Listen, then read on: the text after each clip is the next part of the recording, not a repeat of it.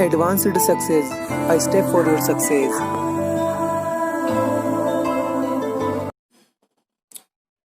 Students, आज का हमारा टॉपिक है साइंस के पार्ट 2 में image is formed by the light rays inside mirror. कि जो हमारी इमेज बनती है प्लेन मिरर में वो लाइट रेज की ही वजह से बनती है।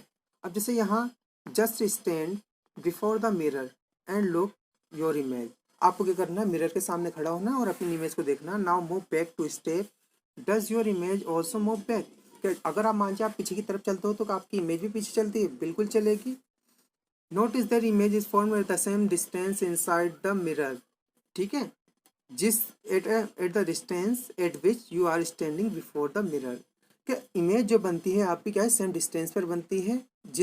कितनी डिस्टेंस पर, जितनी दूर आप खड़े होंगे उतनी दूर आपकी इमेज मिरर के अंदर बनेगी। स्टूडेंट्स, अगर now pick up a ball in your right hand, you will notice that image is holding ball in its left hand. अब आपको क्या करना है कि आप इमेज तो बन रही है, अब आपको क्या करना है, अपने राइट हैंड में एक बॉल को ले लेना है। अब आप मिरर में देखेंगे कि आपने तो उसको राइट हैंड में ले रखा, लेकिन जो आपकी मिरर में इमेज बन रही है वो लेफ्ट हैंड में बॉल को लिए हुए है। कुल मिलाकर के आपकी साइड्स का इंटरचेंज हो जाएगा। जो लेफ्ट साइड है वो राइट दिखेगी, जो राइट है वो लेफ्ट दिखेगी। तो इसी इंटरचेंज को हम क्या कहते हैं स्टूडेंट्स, लेटरल इन्वर्जन कहते हैं।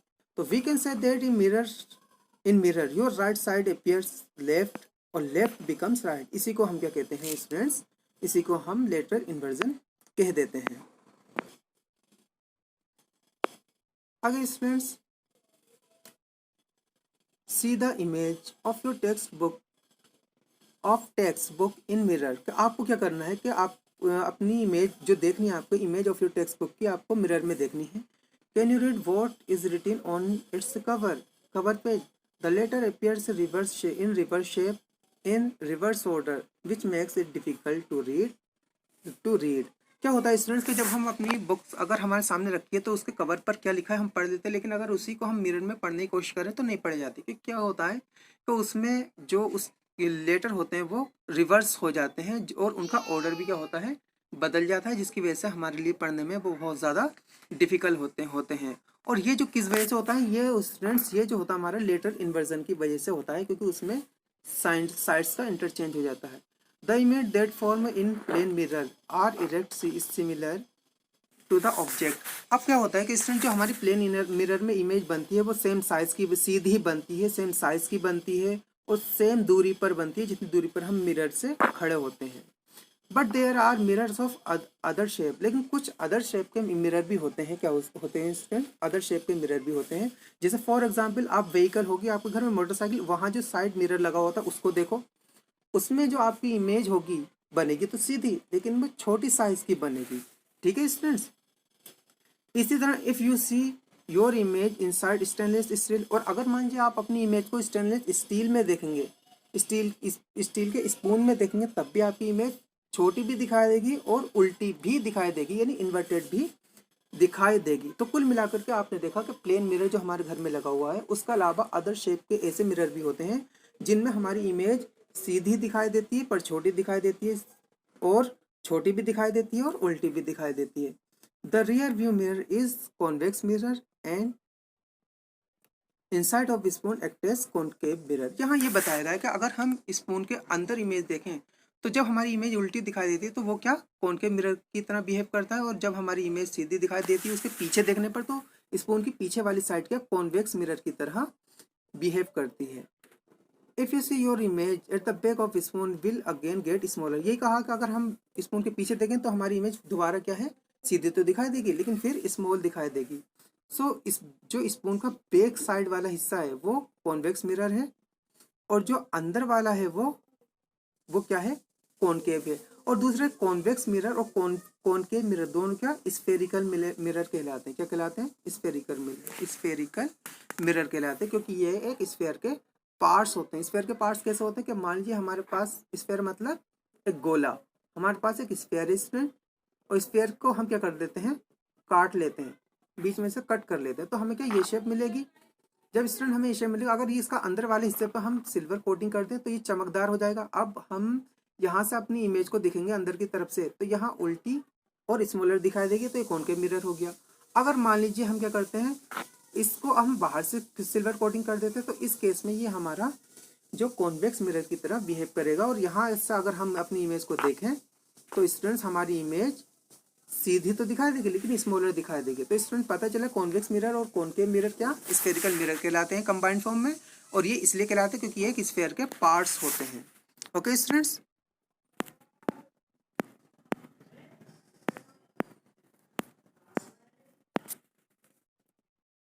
अब आगे स्टूडेंट्स ये हमें एक्टिविटी दे रखी है कि आपको क्या करना है, 2 प्लेन मिरर लेने हैं और उनको क्या करना है, उनके रिफ्लेक्टिंग जो सरफेस है एक दूसरे के सामने किसी एंगल पर रख देने हैं, मतलब एक दूसरे से किसी एंगल पर रख लेने हैं और उसके बीच में क्या है, कैंडल जला देनी है। जैसे मान लीजिए एक मिरर आपने ये लिया और दूसरा मिरर आपने ये लिया, अब इसके बीच में कैंडल जला करके रख देनी है।